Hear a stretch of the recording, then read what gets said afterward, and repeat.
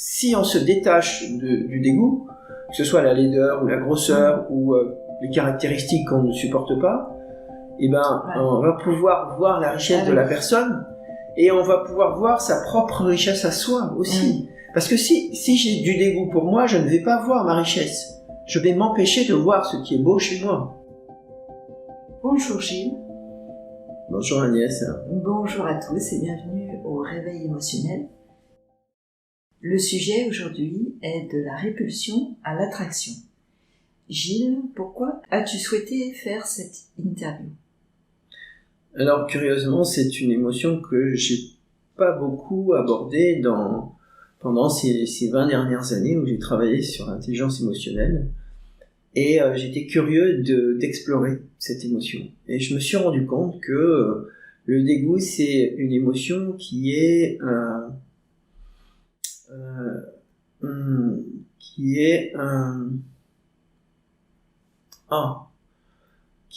énergivore et dépressogène.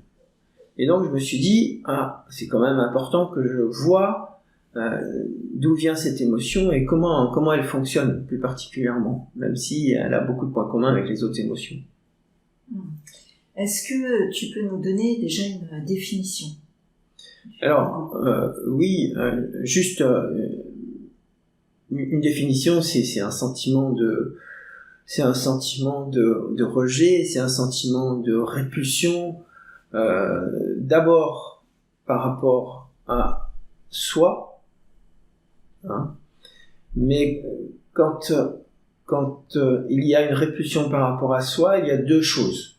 La première, c'est une répulsion par rapport à son corps. La deuxième, c'est une répulsion par rapport à son identité, sa personnalité.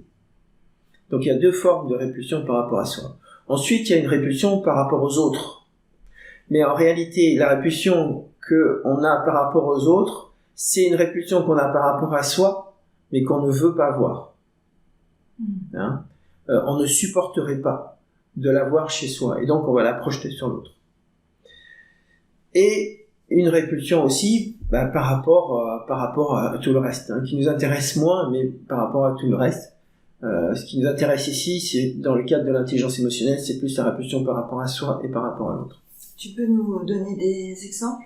Alors un exemple, j'ai une femme qui était grosse et qui ne supportait plus son corps. Elle éprouvait du dégoût vraiment littéralement pour son corps.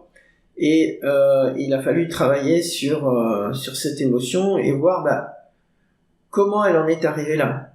Et il se trouve que ce dégoût, ça venait de sa mère.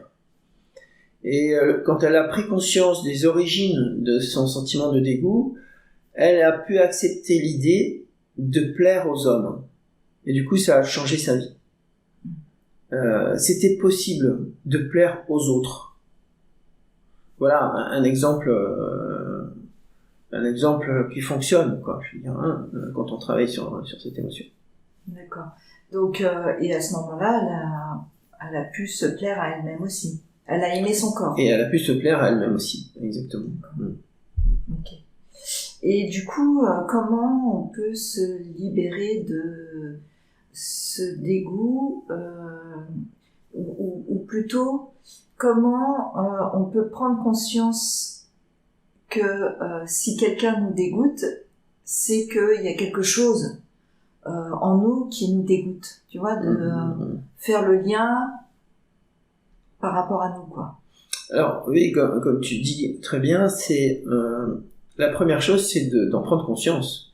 Et toute la difficulté par rapport au dégoût, c'est d'arriver à prendre conscience de son dégoût. Or, c'est une émotion qu'on cache très très vite. Dès qu'on ressent du dégoût, on va le cacher, on va se le cacher, et on va pas vouloir le voir. Et moins on a envie de le voir, et plus il a un impact sur nous. D'où son importance aujourd'hui par rapport à la tristesse, par exemple, qu'on accède beaucoup plus facilement dans notre société. Et le dégoût, on l'accepte pas. Donc on n'en parle pas. Et donc il a un impact amplifié sur nous, sur notre comportement, et donc sur notre niveau d'attraction. Si j'ai du dégoût pour moi, je ne vais pas attirer l'attention des autres. la personne ne va pas voir qu'elle peut plaire aux autres. Et donc ça change complètement sa relation avec les autres. Et dès le moment où elle va extraire ce dégoût, libérer ce dégoût, elle va s'apercevoir qu'elle plaît aux autres, et donc elle va accepter d'être en relation avec l'autre. C'est comme si je considère que je ne peux pas plaire parce que j'ai du dégoût pour moi, eh ben je ne vais pas voir les personnes envers qui il y a de l'attraction. D'accord. Et donc je vais passer à côté de ces relations. Hein, une femme qui, comme je disais, une femme qui a du dégoût pour elle-même, elle ne va pas voir les hommes qui l'aiment, qui la trouvent jolie, qui la trouvent belle. Et ça, c'est dommage. Oui, elle va surtout remarquer ceux qui ont du dégoût pour elle, c'est ça? Qui ont du dégoût, puis la rejettent, et qui va s'expliquer à travers ça. Et alors, ça, ok, j'ai bien compris, mais si, parce que moi j'ai un cas concret, une personne qui me dégoûtait parce que son odeur était forte, etc. Si je ramène ça à moi, ça veut dire quoi? Ça veut dire que cette personne reflète une caractéristique que toi tu ne supportes pas chez toi. D'accord. Et que tu ne peux pas accepter chez toi. Ok. Hein? Et par exemple, je sais pas, les personnes qui sont laides, par exemple, peuvent générer du dégoût chez les gens. Et pourtant, il y a des personnes laides qui sont magnifiques, physiquement laides, mais qui sont magnifiques. Et on passe à côté de choses importantes. Si on se détache du dégoût, que ce soit la laideur ou la grosseur ou les caractéristiques qu'on ne supporte pas, eh ben, on va pouvoir voir la richesse de la personne. Et on va pouvoir voir sa propre richesse à soi aussi. Parce que si j'ai du dégoût pour moi, je ne vais pas voir ma richesse. Je vais m'empêcher de voir ce qui est beau chez moi. Alors, c'est encore amplifié encore plus fort chez une personne qui est forte ou une personne qui est laide.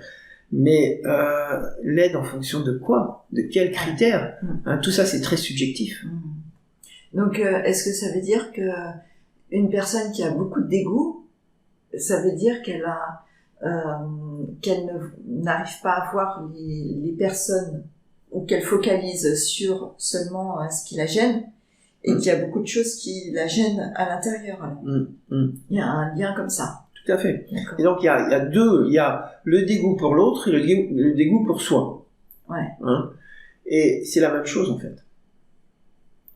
L'idée, c'est de travailler sur le dégoût, c'est de libérer ce dégoût pour se permettre d'être attractif, et ça change vraiment la vie, ou permettre à l'autre d'être attractif. Si par exemple, j'attire le dégoût chez les autres, en général, d'accord? Il se trouve que beaucoup de gens ont du dégoût par rapport à moi. Ça veut dire que j'ai besoin de travailler sur cette émotion. J'ai besoin de libérer cette émotion.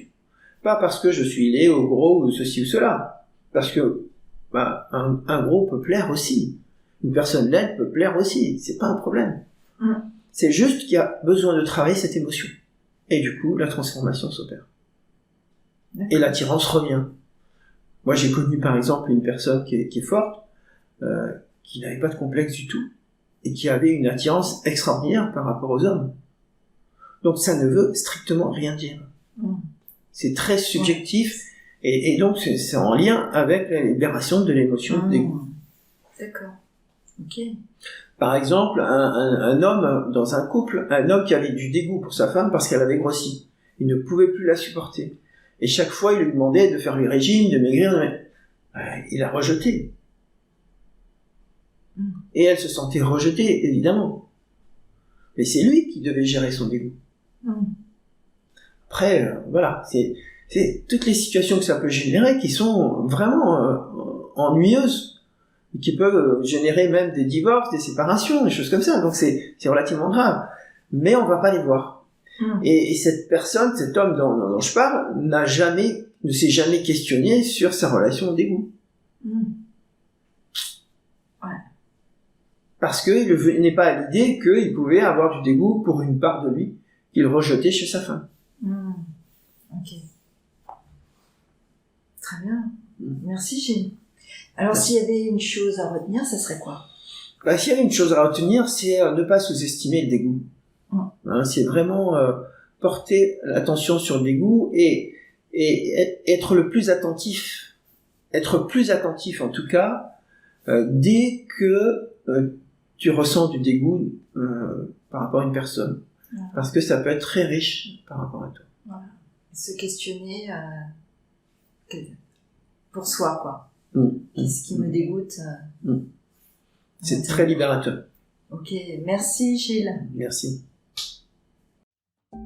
Si tu aimes cette vidéo et que tu veux nous encourager à continuer, nous t'invitons à t'abonner à la chaîne, à liker l'épisode et à laisser un commentaire pour nous donner ton avis. Tu peux aussi partager cette vidéo avec ton entourage si tu penses que ça peut les intéresser. Si tu as envie d'aller plus loin, Gilles propose des trainings et coachings en intelligence émotionnelle. Retrouve toutes les informations sur le site odyssemotion.com.